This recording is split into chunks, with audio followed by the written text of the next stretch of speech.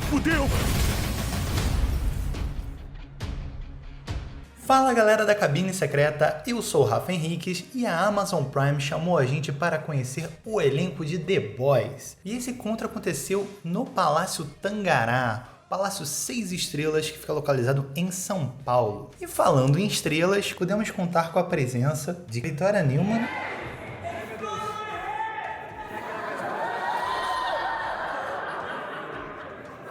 a Kimiko,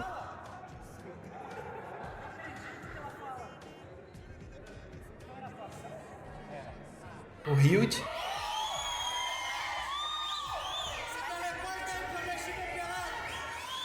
o nosso Capitão Pátria, o Black Noir, o Soldier Boy.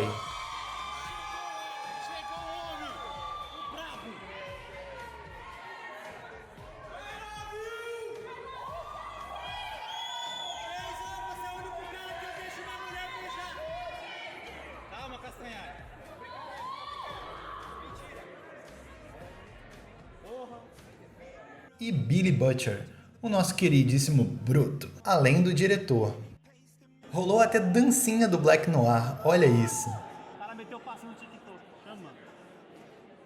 E para conferir essa maravilhosa coletiva, fique agora com as perguntas e respostas do elenco do The Boys. E para fechar a noite com chave de ouro, o elenco inteiro respondeu a pergunta do Cabine Secreta.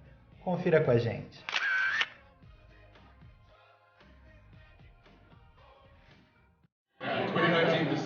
PC, so it was we had an amazing time, right? Yeah, no, I just remember like a sea of fans just screaming. Yeah. And it was like the warmest welcome ever. So yeah, it was I'm glad great. to be back. Yeah. And this time we had Jensen, so we don't have to put up with that. We just throw chum out, throw the meat out to the lions, and we're good. And how has the experience been for the rest of you? Now in Brazil for the first time with the boys, right? Yeah. It's been amazing actually. I've been blown away by. Did you go to school? I've just met so many really lovely people here, and I think that's the thing that's blown me away. And I'm really looking forward to the rest of the week and some of the fun stuff that we have got lined up, and just meeting more people. Para a maioria deles isso aqui é a primeira vez, alguns já tinham vindo em 2019, né, antes da Covid, e alguns estão vindo pela primeira vez, e agora o Jensen está com eles, então quando vem aquele mar de fãs, eles podem jogar o Jensen, joga a carne para os leões e deixa eles se divertirem ali com ele. E o Carl está animado pela semana aqui e as boas atividades que eles têm por vir. Thank you. Anyone else want to add something? I just wanted to say thank you so much for having us. This has just been the warmest possible welcome for our show.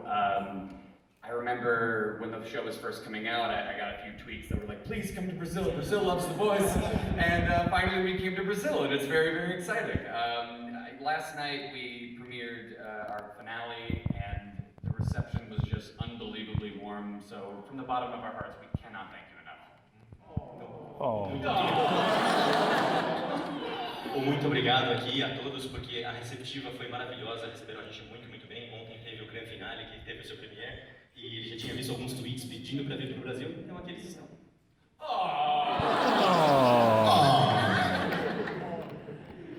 I'm just going to do a couple announcements and I'll come back to the questions.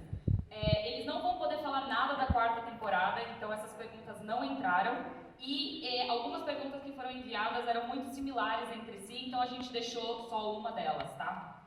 So I'm going to start off with a question for everybody. So whoever wants to answer, just do it. It's by Juliana Brito from Geek Things. There. The Boys is a TV show about heroes, but at the same time, it addresses extremely relevant social elements. What is the biggest difficulty in reconciling these elements without losing tone? You look like you have something to say. Ladies and gentlemen, Eric Kripke. Hello. First of all, we really are thrilled to be here, and the amount of fans that we give Brazil and South America and Latin America are truly incredible, and we love you as much. So thank you so much. Wait, do you want to translate that one before? Thank you. A primeira pergunta foi sobre a série ser uma série de super-heróis, mas sobre assuntos muito relevantes também, né, que são abordados. E aí o Eric começa agradecendo, primeiro de tudo, falando que está muito feliz de estar aqui, com tantos fãs e com tanto amor no Brasil. Thank you. Thank you. Thank you very much. I mean, in terms of how we balance the social with tone and the superheroes, we're really lucky in that the show sort of very naturally does a lot of the hard work for us. Superheroes are a really durable metaphor for a lot that's going on in our world in terms of politicians, celebrities, social media. Like, you can almost take any phenomenon that's happening in our crazy world right now and just drop in one of our superheroes instead of whatever public figure, and it works. Like, it's amazing how well it works. I wish I could say it was the intelligence of the writers. It is not. We are just very, very lucky to have such a great concept. So because of it, the superheroes adds an absurdity that I think makes it not as dour or serious as it would be if it was just a straightforward drama. That's a lot to translate. Thank you. Sobre como conseguir esse equilíbrio entre o tom de assuntos sérios a serem abordados e a série de super-heróis, o super-herói ele é uma metáfora para muita coisa já há muito tempo, seja para políticos, celebridades, para as redes sociais, qualquer fenômeno você consegue embutir em algum super-herói de alguma forma. Então ele gostaria de atribuir todo esse sucesso à inteligência dos roteiristas, mas não é o caso. O conceito do programa, né, o conceito da série em si, já traz esse equilíbrio entre algo tão absurdo e algo tão sério. And I think I like to ask the actors now, how does it feel to play such absurd characters within this meme? I'll go. I think you must. Yeah, right? I feel like a dog. I feel like we're in a dog show and there's two judges over there. It's really weird. I'm the Pomeranian.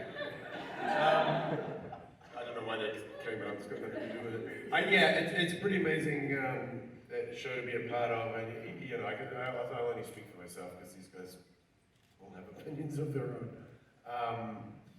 But, you know, I play the most absurd, childish, weak, vulnerable character that happens to be the strongest man in the world, and it's just, you know, I didn't know what I was getting into when I signed on for this. I didn't know what was in there when I signed on, and it's just, honestly, it's one of the best professional experiences that I've ever had, because it's just, the things that I get to do on a day-to-day basis, I think a lot of us probably feel like this, it's just, you couldn't get it in any other job, so we're very lucky, and I think everyone here appreciate it. It's great. We've got a great cast, a great crew, a great bunch of people. And everyone appreciates the moment. It's not going to be one of those things that we look back at and go, I wish I made the most of that. You know, everyone gets it in the moment. So yeah, I think we're all just pretty happy to be involved in this crazy thing. Temos o Capitão Pátria ali respondendo a primeira pergunta sobre como é interpretar personagens tão absurdos. Então ele fala que cada um vai ter sua opinião e ele fala a dele tendo um personagem que é o homem mais forte do mundo, mas ao mesmo tempo uma pessoa super fraca, absurda e infantil. Ele não sabia exatamente o que estava se passando na cabeça do Eric, né, quando ele foi aceitou o papel, mas é uma experiência espetacular que ele tem ali de fazer no dia a dia, coisas que ele jamais teria em outra situação. Com uma equipe fabulosa, um elenco excelente, que vai ser sempre aquele momento que você vai olhar para trás no futuro e pensar que ele deveria ter curtido ao máximo.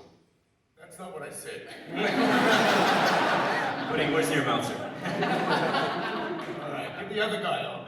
Pomeranian, not Chihuahua. So we have a question for Jensen from Eric from the outlet. Always wanted. Contractually, this is the only way I'm allowed to communicate with Jensen. So, yeah. The question is, what are you doing later?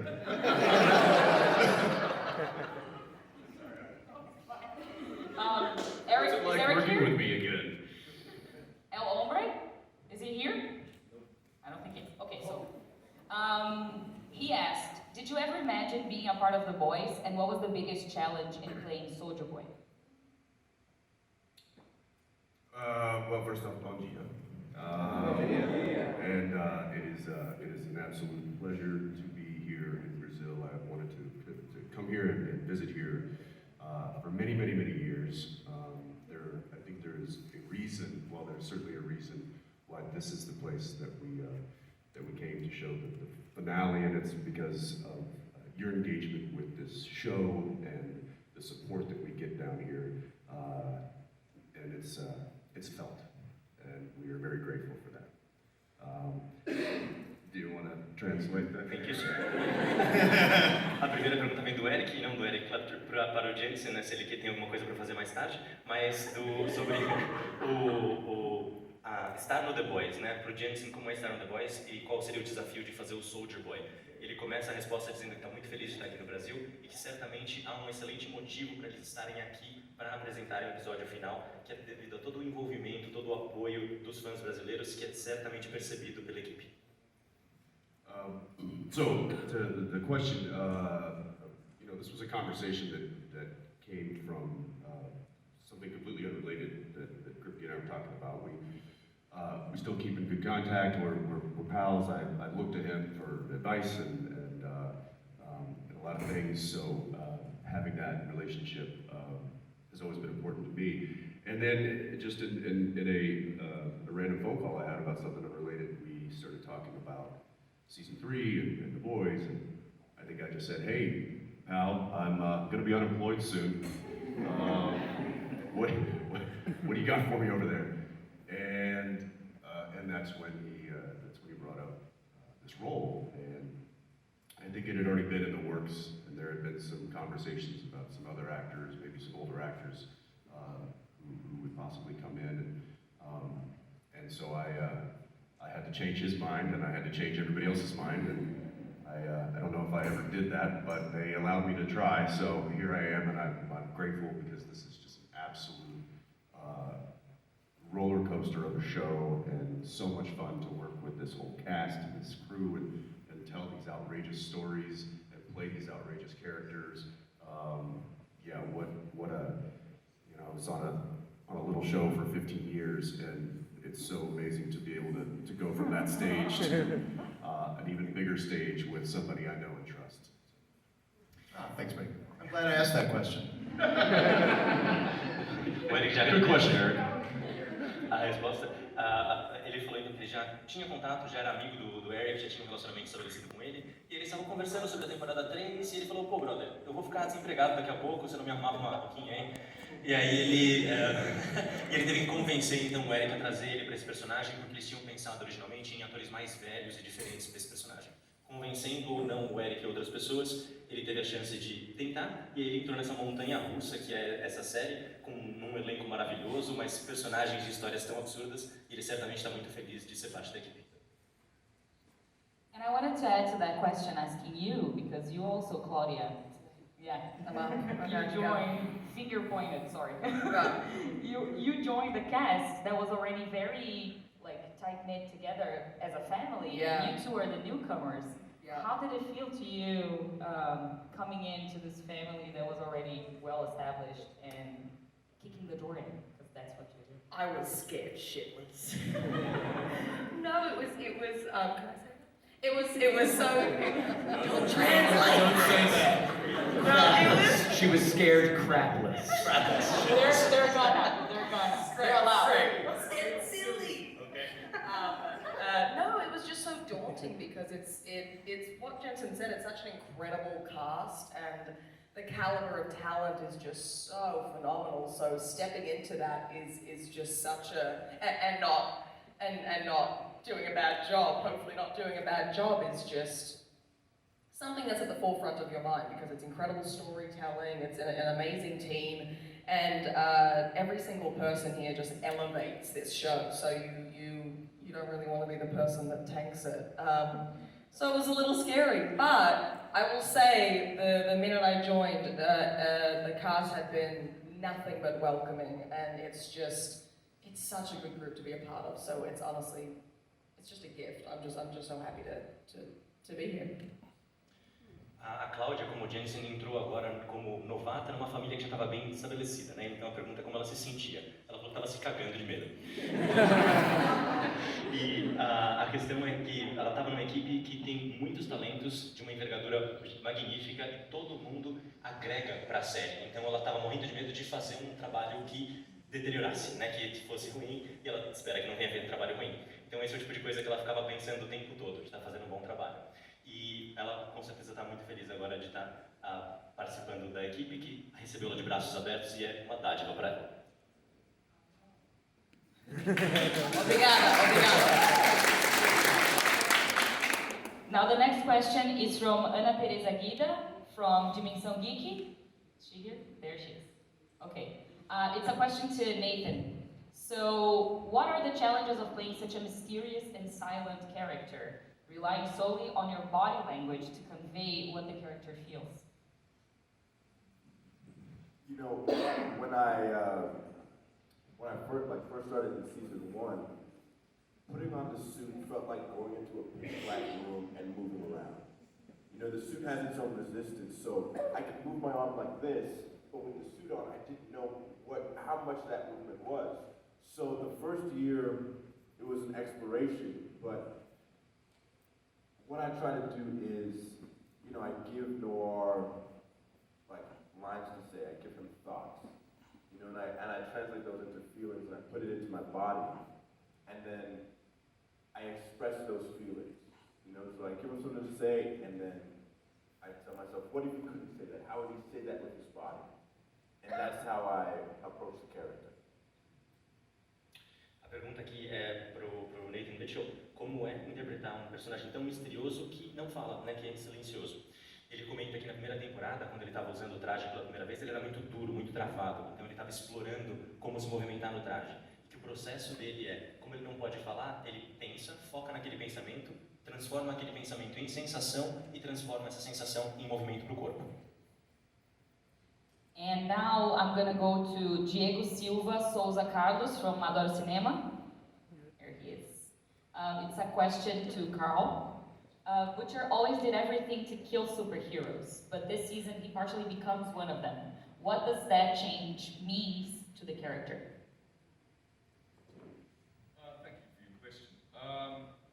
Well, to me, I think that what I responded to the most is partly one of the sort of genius qualities of the writing. It's even when characters can make the most deplorable decisions or do the most deplorable things, that within the writing there is always something that they do that helps you to either understand or feel compassion for them. And you know, and that was, I think, certainly the case. I think for all of the characters, but in the case of Butcher taking Compound V, I was particularly intrigued by the notion of him being so desperate and so frustrated at their collective lack of ability to get traction to take down these superheroes, that he was forced to do that. And I also really, I thought that it was an interesting element to add that he's actually also self-aware of what he's doing and how he literally has a conversation with MM because he actually really does respect and value that friendship, but then at the same time will then go ahead and pair up with a character, Soldier Boy, who's done the most atrocious things to MM's family. So yeah, it's a sort of fun and complex recipe, and yeah, I'm really incredibly grateful to Eric and his team for their sort of consistent level of writing. A pergunta aqui vem do Bruto, que sempre quer matar os super-heróis, mas nessa temporada ele parcialmente se transforma num super-herói. Como foi esse processo? Então ele agradece aos roteiristas pelo elemento genial que eles têm de como trazer para o roteiro elementos que te ajudam a dar consistência a essas decisões, né, ou coisas deploráveis que são feitas pelos personagens, como no caso aqui o Bruto tomar o composto V. Então ele sabe que o Bruto estava muito desesperado, frustrado, e ele acabou recorrendo a esse elemento para ter tração para enfrentar os supers. Ele faz isso muito consciente da sua ação. ele tem o valor que ele dá para amizade com o Leitinho, mas ele vai lá e faz uma parceria com o Soldier Boy, que fez coisas atrozes, né, para a família dele, e ele fica ciente disso o tempo todo. And I want to add to that question, asking about your relationship with Huey this season, because it also becomes some sort of a burden to him, because he has to deal with that feeling of his brother being there again that he has to protect, but Huey wants to help. So I want to know from you two, how did that relationship between you develop during this season? Well, I mean, one of the highlights for every season for me is working with Carl and developing the Huey-Butcher relationship, and I feel like it's really interesting how in each season the characters have to renegotiate who they are to each other. In season 1, you know, it feels almost like Butcher is almost like a father figure to Huey in the sense that he has all the qualities that Huey's own father lacks. In the second season, they're at odds with each other, they're starting to kind of fight and squabble a bit more, and then in this season it's interesting, we come together and we're friends again, but in the most messed up way possible. You know, it starts with Huey as Butcher's superior, which is very weird for Butcher, but then, you know, once they have to come back together, I thought it was really interesting that they were essentially two junkies who had a common goal and bonding over the same thing. But I just love how, I mean, episode 8 hasn't aired yet, but you kind of see how that comes to a head, and I think it's really, really awesome what Eric and the writers cooked up for that. But yeah, it was such a rewarding experience finding new dimensions to that relationship this season. A pergunta é para o Huey, né, pegando o gancho da pergunta anterior, parece para o Jack Wade, sobre a relação do Huey com o Bruto, né, e como isso vai mudando durante as temporadas, porque nessa temporada tem aquela questão de proteção do irmão também, né. Então, no começo, a relação que eles têm é uma coisa meio pai e filho, porque o Bruto tem todas as qualidades que o pai do Huey não tem. Na segunda temporada tem uma coisa mais briguentinha entre eles, e na terceira eles estão de volta num patamar de amizade, mas uma amizade meio bagunçada. E pro Jack Wade é sempre um destaque, um highlight ali poder estar trabalhando com o Carl Urban. E nessa temporada o Huey está como superior do Carl, né? Mas ele ainda enxerga os dois como dois drogados ali que tem uma meta em comum e gosta muito dessa relação que os roteiristas vão trazendo novas dimensões o tempo todo entre o Huey e o Carl. So, unlike other seasons, we now see Kimiko in a more intense arc, with new ambitions and facing the dilemma that the consequences of being a super carries. What would you like to happen with your character that hasn't happened yet? Oh my goodness. Well, before I answer the question, I just wanted to say thank you all for being here. Like Jack said, we see all the social posts, and a lot of the love comes from Brazil, and I just want to say thank you for being here this entire week to everyone here and everyone else that came last night, coming tonight. I know you guys have traveled very far, so thank you for loving our beloved, ridiculous show and accepting it. Yes. Thank you. A pergunta aqui foi para Karen, né, sobre a Kimiko, agora que ela tem um arco mais complexo, né, com o dilema de ser uma super também, como é que isso acontece. E a Karen ali está só enfatizando o agradecimento aqui ao Brasil e aos brasileiros, com os fãs brasileiros, todo o apoio que eles veem nas mídias sociais, todo o carinho que vem do Brasil. E agradecendo a todos aqui por estarem presentes essa semana, por estarem aqui noite passada e hoje, e por gostarem desse programa, né, dessa série que é ridícula e adorável ao mesmo tempo. Thank you. And then to answer Karen's question, this season has been a lot about Kimiko discovering herself. In the beginning, it starts off on a very positive note. She's figuring out what her hobbies are, what she likes, dislikes. Up to this, season 1 and 2 was really about survival. And she's finally getting a chance and an opportunity to figure out what kind of life she wants to live. And then quickly things turn in true boys fashion, and she starts to realize how violent she has become and the monster that she never really wanted to be, and she's turning into the perpetrators that she always despised. And in the most recent episodes, we figure out that, you know, she kind of blamed her powers in making her do these kinds of things. She thought she was being forced into this position, but then quickly realizes that it was really up to her, and it was, you know, something that she needed to figure out for herself. So it's a season about rebirth and rediscovery, and I don't know where it's gonna go. To be honest, when I first read the script, I was devastated that she lost her powers. I mean, reading it as an actor, because, you know, so many characters die on this show. I was like, if I don't have my healing powers, I'm not safe. So thank you, Eric, for giving that back to me. I had a little panic moment.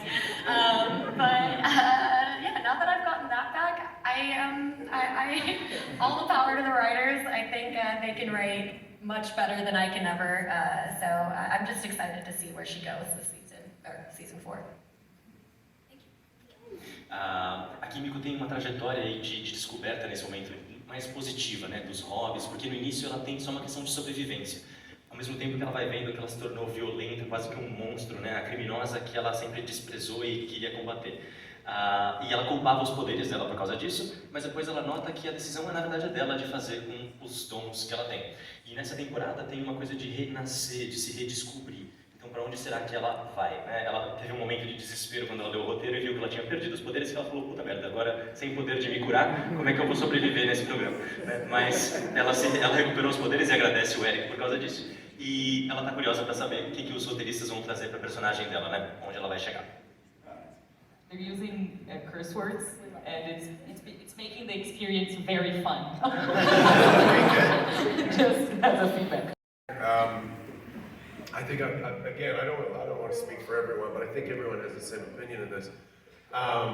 He's so open and collaborative, and has been right since day one, and that really helps you take ownership of the character. And you know, everyone here is very solid in what they do, and they have a lot to offer. And he's been nothing, with me at least, but an open door, and you know, we jam together before we even get to set, and so by the time we get to set, we've gone through such a process with the material and the scenes, and where the character's at, and then by the time we get to shooting, it starts off, you know, you're finding your way, and then you drop into a spot with it. And I don't know what happens, so I don't know what my face does.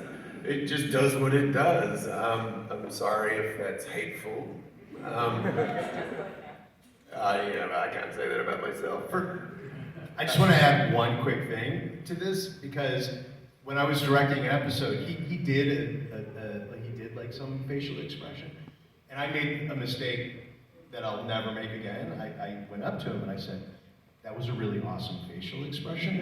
I want you to do that on the next one." And he's like, and he said, he was really right. He's like, "Well, you just ruined it, because now I'm thinking about it rather than doing it." So so asking him, like, how do you do those expressions? He's just doing the character. So it's one of those things where if you try to explain a joke, you kill the joke. My superpower is thoughtlessness.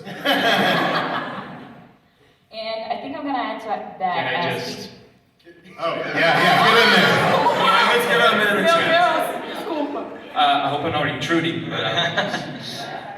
A pergunta é pro Anthony Starr se tem processo que ele faz, né, para fazer essas expressões faciais tão bem, né, para fazer as caras e bocas que ele faz. E ele disse que, bom, ele fica no espelho horas fazendo caras e bocas, sempre perguntam isso para ele, mas que, inclusive ele agradeceu por criarem essa mesa, que é a réplica, né? O único problema é que ele está na cadeira errada, né? Ele está sentado na cabeceira ali. Mas, enfim, trabalhar com o Eric é uma sorte, porque ele é muito aberto e ele colabora muito. Ele faz isso desde o primeiro dia, então ele deixa essa porta aberta para a gente discutir. Antes de ir para o set, eles conversam a respeito. Quando chega para filmar, ele já tem toda uma caminhada com o personagem. Então, basicamente, não sei o que acontece. O meu rosto faz o que ele faz, né? Enfim, o Eric até falou que ele estava dirigindo o episódio E ele falou, cara, essa cara que você fez foi excelente. Ele pediu para repetir, só que daí ele chegou e falou, cara, agora você estragou, porque eu vou pensar a respeito disso, né? Então, não sei, é uma coisa mais orgânica. Então, o superpoder do Anthony é não pensar. And now I want to add to that, asking all of you, because I imagine you're very different from your actual characters because they're ruthless. Where do you draw inspiration to go there and to do those things where they demand pure hatred?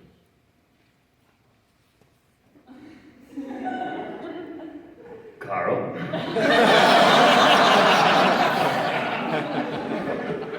I was quite happy just sitting back, looking directly at me for some reason. Where do we draw inspiration for some of the tougher moments? Well, really, I guess the inspiration for me just begins and ends with the script. And I won't lie, you know, sometimes you get called upon to do things that are completely out of line with your value system. I think probably for me, one of the most toughest scenes that I had to shoot in season 3 was when Butcher rejects Ryan. And, you know, it broke my heart doing it. I hated doing it, and I felt really terrible doing it. But it was so much fun. But again, you know, one of the beautiful aspects about the writing then is that, you know, those flaws that make these characters human. There's nobody's perfect.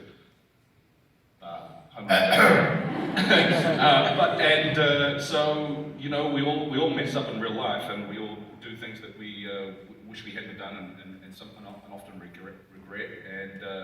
And I think that's what makes these characters relatable, and you know, consequently gives this show a lot of heart. And I believe that's why people actually tune in. I think that's why it's so popular as people respond to these characters and how these characters feel about each other. And you know, if it wasn't for that, then it would just be an extremely fun, toxic, R-rated show, which it is, but it's got heart. A pergunta foi, né, a Aline está supondo que eles são pessoas diferentes dos personagens que eles interpretam, hopefully, mas assim, então de onde eles tiram a inspiração para interpretar esses personagens, né? E o Carl começa a responder falando que a inspiração, acho que começa e termina com o roteiro mesmo. Muitas vezes você tem algumas cenas que estão em conflito com seus valores pessoais, como na terceira temporada, o Bruto rejeita o Ryan num certo momento e ele se sentiu péssimo fazendo aquela cena, mas foi divertida mesmo assim. E ele acha que os roteiristas fazem um trabalho excelente trazendo essa falha, né? Os seres humanos são falíveis, são imperfeitos. Talvez o Capitão Pátria não. Mas então a gente tem todos os elementos que tornam os personagens humanos, e como na vida real a gente faz coisas que a gente vai se arrepender depois, e isso que cria todo esse poder de identificação, de conexão entre os personagens e o público, né, que assiste. Então a série, ela é tão boa porque ela não é só uma série tóxica e divertida, mas ela traz todos esses elementos de emoção e conexão entre a série e os espectadores. Choreographing the fight scenes or the dance scene? Ah, yes. They were both difficult. I'm not used to doing dildo fights on the daily, so it was new to me. However, I will say, because I have a martial arts background, I know that I kind of have the basic moves down, and if I work hard enough, I can do the action scenes. The dance sequence, however, was a lot harder. I have never danced before in my entire life. I think I took one dance class. It was like a groove class when I was younger, and the older people in the class were killing it, and I was, I think, only like 20 years old, and my back was breaking. So I had to put in a lot of rehearsal time for the musical sequence. But with that said, I I had such a great time learning the dance with Tomer. We had a blast. It was like summer camp. In a way, it sort of bonded us together and it deepened our friendship off screen. And then I believe it translated on screen as well. And yeah, I just love the whole experience. I think one of the best things about our show is that Eric and the team are so generous with the resources that are given. I had a vocal coach this season, a sign language coach, a fight choreographer, and a dance coach, and whenever I needed the help, they were available to me. So, and you don't get that on every show or movie. So, yeah, I'm really grateful. You're the only one that got that, Karen. None of us got any of that. Yeah, Karen took up the whole budget. I did. Maybe I shouldn't have said it. The other thing she doesn't get enough credit for when we talk about the dance is she does her own singing. She's done her own singing this season, and that is an awesome voice. So I just want to add that. A pergunta aqui foi para Karen, né, sobre o que foi mais difícil, aprender as coreografias de luta ou de dança dessa vez. E ela falou que ela não tinha experiência em lutar com consolos, né, com aqueles picos de borracha, então foi uma novidade para ela, mas ela tem um histórico já de artes marciais, então ela sabe que qualquer cena de luta, com um esforço, ela consegue fazer. Agora, de dança, para ela, era de fato novidade. Ela fez uma aula de dança na vida, de groove, e quando ela fez a aula, as pessoas mais velhas da turma estavam indo super bem e ela estava sentindo que a coluna ia quebrar lá logo. E nessa temporada, quando ela fez com o Tomer a prática para dança e ensaiou, ela achou que isso aproximou eles fora das telas e isso se traduziu para a relação deles nas telas também. Então ela acha que dá para enxergar isso muito bem. Ela também agradece ao Eric por ser tão generoso com os recursos nessa série, porque ela teve o apoio de um coach de voz, um coach de língua de sinais, um coach de coreografia de luta e de coreografia de dança. Então ela se sentiu muito bem, né, respaldada ali. E o Eric também elogia que quem cantou foi ela mesma, com a própria voz, e que fez um ótimo sucesso, e os outros personagens estavam falando ali que só ela que teve todos esses benefícios, então ficaram ansiosos. And now a question from Fábio Hurtado, from Nerd Break. Not here as well, okay. It's a question to Jack. So, how did you see Huey's evolution over the seasons? Over the seasons, I think it's been amazing. I mean, I feel like Eric and the writers just gave Huey such an incredible journey. I mean, just to see him go from a guy working in an electronics store to now taking temporary V and teleporting naked. It's a classic story, you know, of Boy Meets Bee. But it was just incredible. I mean, this season I've really enjoyed playing aspects of Huey that aren't altogether likable. He has a, kind of a toxic masculinity that I think we've seen since season 1, him punching walls and having fantasies of yelling at people but not really quite being able to do it, and I think the V this season is really bringing that out of him. And I liked playing that because it makes Huey more complicated, more flawed, and as Carl said, that makes him more human. And I think he's already a really relatable character, and to me that just made him even more relatable. But I think, they just came up with such a great arc, and I feel like this season I just got to do things that I will never do again in my career, I've never done before in my career. Teleporting naked is never a thing that was on my bucket list, but I guess I accomplished that. So thank you, man. Yeah, you gave me Nightcrawler powers, I appreciate it.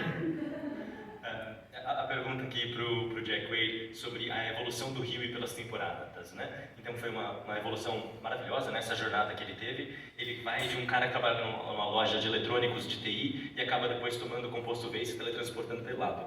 Então, nessa série a gente tem alguns elementos que são menos simpáticos, que a gente gosta menos de ver no Huey, como essa masculinidade tóxica, que já tinha aparecido um pouco na primeira temporada, quando ele soca a parede, ou quando ele imagina que ele está gritando com alguém, mas ele acaba não fazendo isso de verdade. Mas agora, na terceira, isso acaba vindo à tona. E como o Carl já tinha falado, a gente ter esses personagens que são humanos, que têm as suas falhas, os seus defeitos, acaba tornando eles mais identificáveis, você se conecta melhor com eles. Então ele gostou muito do arco do Huey, ele sente que o que ele fez nessa temporada são coisas que ele jamais tinha feito e jamais fará de novo na carreira dele como ator, incluindo se teletransportar pelado, que não estava na lista dele, mas ele já deu tique. And now a question from Ana Figueiredo, from Olhar Digital. It's to Eric. Taking you back a few years when you got into this project, did you expect to be here talking about season 3 with a 4th on the way and The Boys becoming such a huge success that it's even leading to spin-offs? What do you attribute this success to? No, I never expected to be here. I never expect anything to work. I mean, I always say, show me a writer who loves his writing, and I'll show you a bad writer. So no, it's amazing to me. It's always like unbelievable. Every project, I'm sure, it's like, oh, this is the one where they find out. And so I'm absolutely thrilled for it to be here. It just means so much to me that it's just resonated with people, and I'm just really, really grateful. A pergunta foi, né, para o Eric sobre se ele já esperava que a série tivesse todo esse sucesso quando ele começou a série lá atrás e agora, terminado a temporada 3, já está falando sobre a temporada 4 e ainda com a possibilidade de spin-offs. Por que a série tem todo esse sucesso? Se ele esperava isso, ele falou que não esperava, que ele nunca espera, que nada vai dar certo, que nada vai funcionar. E ele disse que se você quer saber se um roteirista é ruim, você vai ver que ele gosta do próprio trabalho, que ele gosta do que ele escreve. Então ele sempre pensa que no próximo projeto que ele vai trabalhar vão desmascará-lo, e ele fica muito feliz com o sucesso do projeto e de ver que as pessoas se conectam tanto com essa série. And to wrap it up, I have a final question for all of you, and then I'm going to go down one by one. From Rafael Henriquez, from Cabine Secreta. Is he here? There. For you as individuals, in the current time we're living, with so many heroes on all screens, what is the importance of playing imperfect superheroes to the audience? Sorry, I always no time to think. Okay, I think what superheroes have meant so much to me and so much to us as a culture, and I think with stories we always want to be able to take a deeper look at ourselves.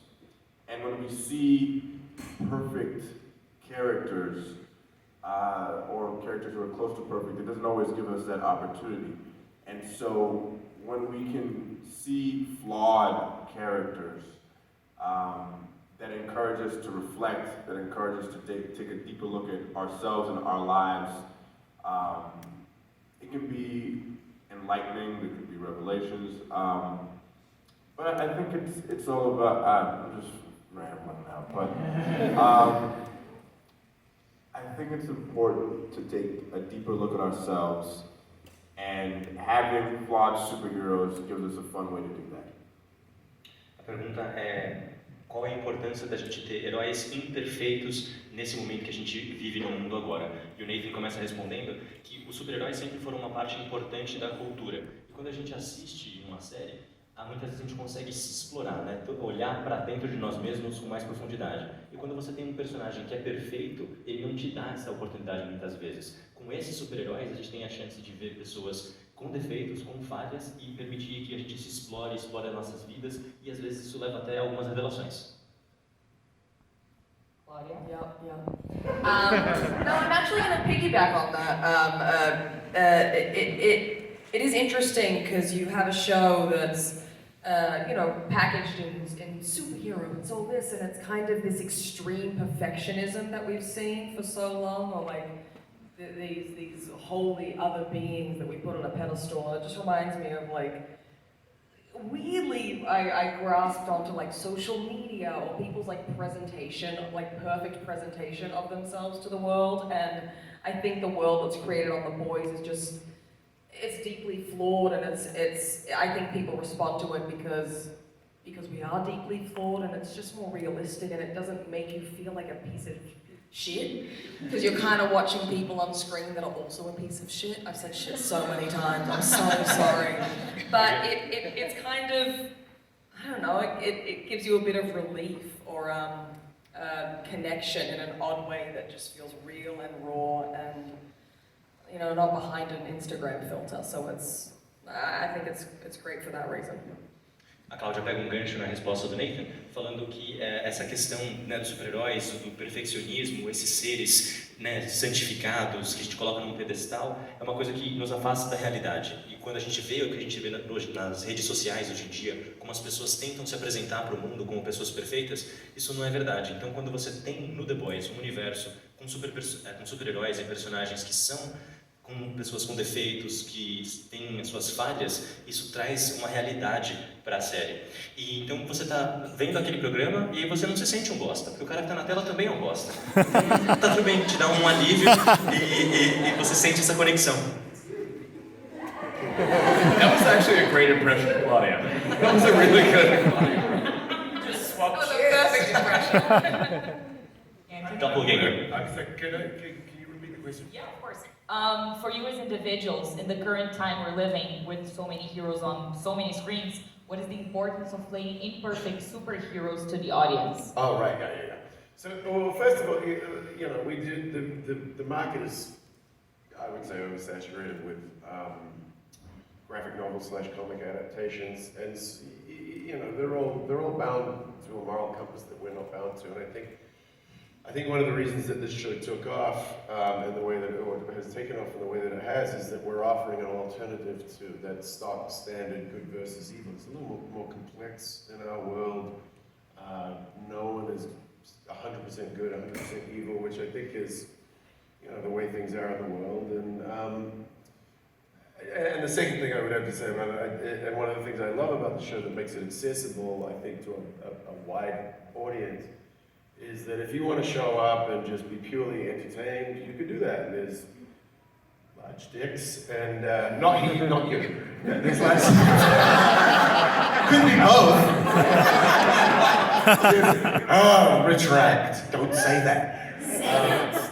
No, but you know, there's things like that. There's these big, very entertaining sequences, great characters across the board. These guys, everyone's amazing. But then there's all this political satire, cultural commentary. It's about as deep as you want. You can go down the rabbit hole of the social climate as well. So I think it works on both levels.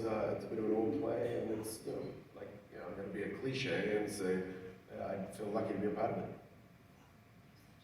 A pergunta se repete, né? Agora a gente tem o Star respondendo que quando a gente vê essas adaptações de quadrinhos nas telas, tem aquele compasso moral, né? Então tem que seguir uma certa moral. E essa série é uma alternativa a isso que a gente vê tantas vezes, porque você não tem o bem versus mal. Ninguém é 100% bonzinho nem 100% malzinho. Todo mundo tem os seus aspectos e os seus vieses. Então o que torna também o show, né, a série tão acessível é que você consegue assistir só por entretenimento também. Se você quiser ver uma rola gigante na tela, você consegue, tudo bem, né? Mas também tem o elemento da sátira política, né? Dessa crítica social que é feita. Então a gente mergulha nesse universo e explora muita coisa, e ele termina com um clichê de falar que é uma oportunidade, uma honra ser parte dessa equipe. Jack? Wait, this went straight to me? Yeah. I thought I was going to be the last person and just be like, we love you, Brazil, good night! I was going to get the applause line. Oh, man. Yeah, our show's really cool. No,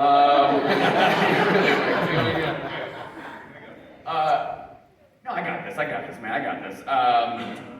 No, I think our show really, it resonated for me when it was first coming out because it was coming out around the time of, I believe, Avengers either Infinity War or Endgame, and I remember just being in Los Angeles and seeing all these billboards everywhere, and I realized, like, oh, we do live in a world where superheroes almost seem real. They're everywhere, constantly. And to have a show that pokes fun of that and finds the holes in that and finds the hypocrisies in that, I think is really compelling. And beyond that, I think just every single person here in the cast plays their characters so impeccably well and brings a lot of heart to it. And the writing, I think the characters are all so well formed and constantly going to new places.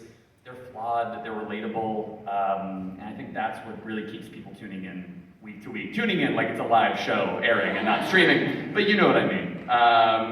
Yes, I believe I nailed that, Carl. I didn't need you to know. O Jack achou que ia se safar sendo o último a responder, mas foi pego de sopetão para responder.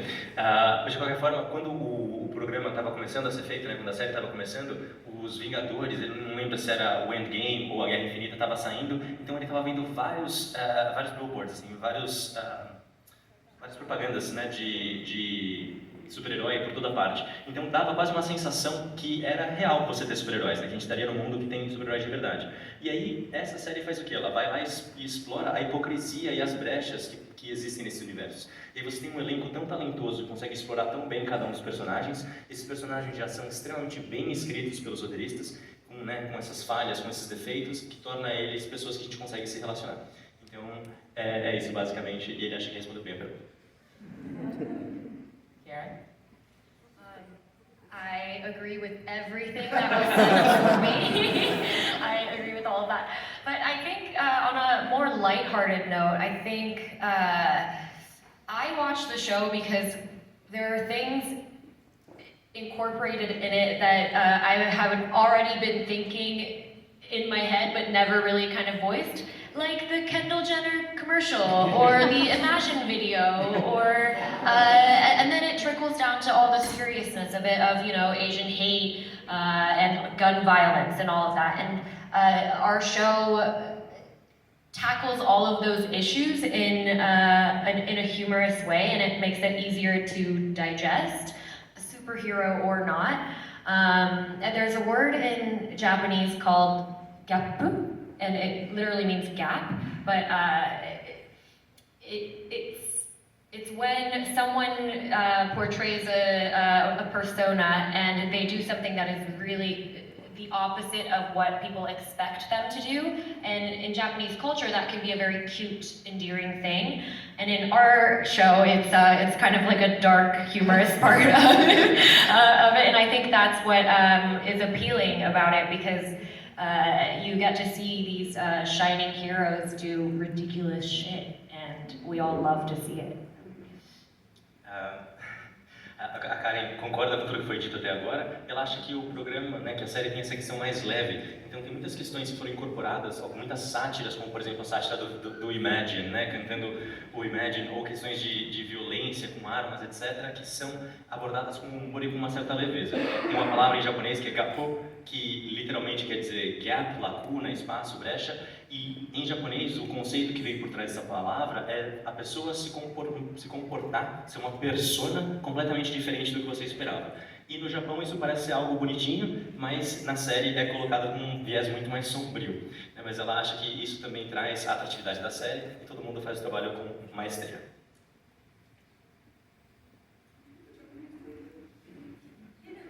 He said it, I think, like I heard it. Is that me?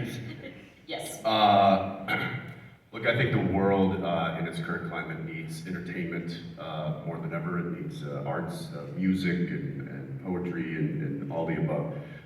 And I think there's a reason why this particular genre, the superhero genre, is as popular as it is because it is an escape. It is a very entertaining escape from our reality. And it's, very much like what you see out there with the Marvel and the DC. It's like pop music.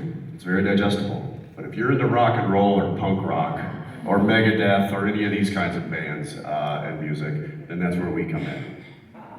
Because we got you. You're as twisted as we are. You're in the right place. And that's why the show is fucking important. Jack's having a seizure. No, I'm good. He's dancing, he's dancing. This is punk rock, right?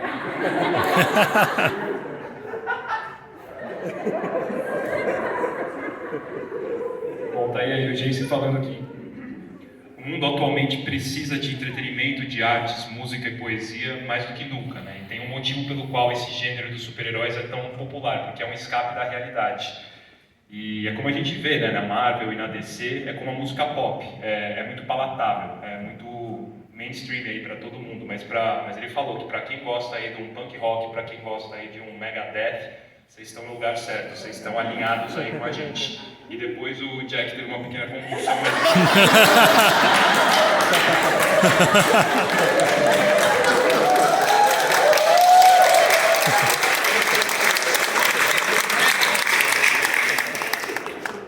Obrigado.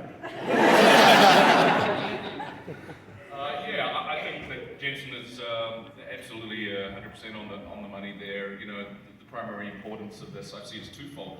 One is to entertain people. We want audiences to have fun with this, and you know, and we have fun making it. So you know, we're truly grateful that you guys enjoy it just as much as we have much fun making it. Secondly, I think that a good importance of it is in a world where we feel so, I guess, consumed with superhero properties, I think it's important to deconstruct the myth a little bit and hopefully sort of bring home the actual truth is that superheroes don't exist, that nobody is actually going to come and save us. And anybody who stands up and says they can do that is probably lying. And I think that ultimately it's up to us to save ourselves, it's up to us to save our planet. And so if we can poke some holes in the current obsession, that might be a good thing. Eu acho que está 100% certo o que o Jensen falou. Eu acho que a importância da série é duas coisas. Primeiro, é importante você entreter as pessoas, claro, fazer elas se divertirem. A gente se diverte fazendo isso nesse trabalho, então a gente é muito grato pelo carinho dos fãs. Mas o segundo ponto é que no mundo onde a gente é consumido por essa questão das propriedades do que é um super-herói, é importante a gente desconstruir esse mito. E a verdade é que ninguém vai salvar a gente, né? Não existe essa questão, essa ideia do super-herói. Quem diz que vai fazer isso está mentindo e no final depende da gente salvar a gente mesmo e salvar o planeta. Então, se a gente puder apresentar uma forma de questionar isso, é um trabalho interessante para a série. And I wanted to leave Eric last because you're kind of the mastermind behind it all. So I wanted to ask you the importance of writing heroes that are so flawed to showcase what people truly are. For stuff.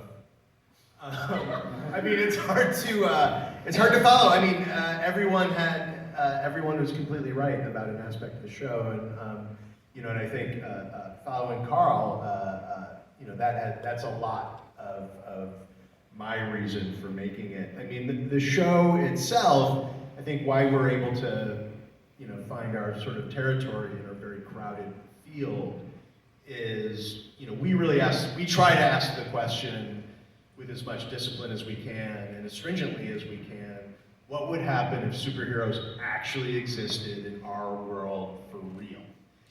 And really, almost every creative decision we make stems from that. And the truth is it's a really fucking bad idea. It'd be a nightmare if we really had superheroes, because they would be way more like the characters in The Boys than they would be like in the Marvel or DC universe. So we kind of exist in that tension of our real world and this sort of slightly absurd myth of the superhero, which has a lot of unreality in it, and we sort of live in the car crash between those two ideas. And I'll just say, there's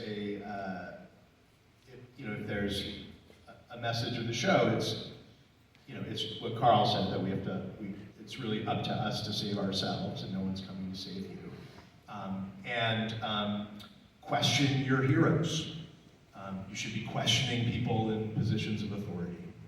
And there's not enough of that going on.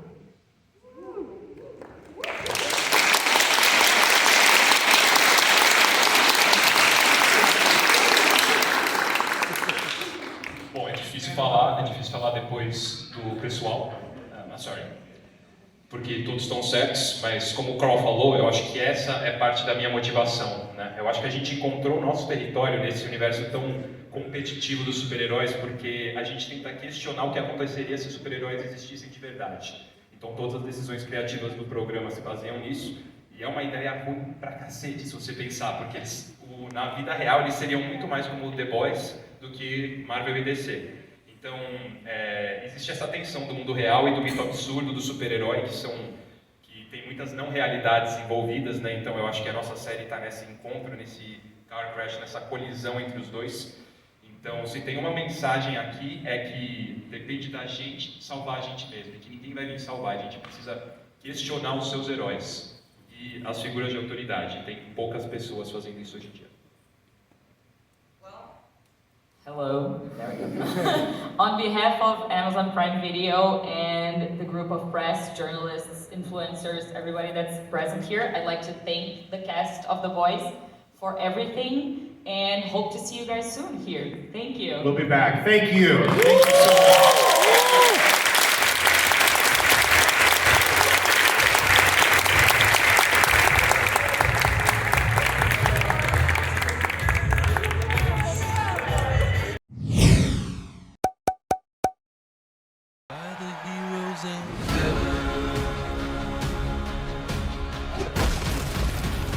Fudeu, fudeu!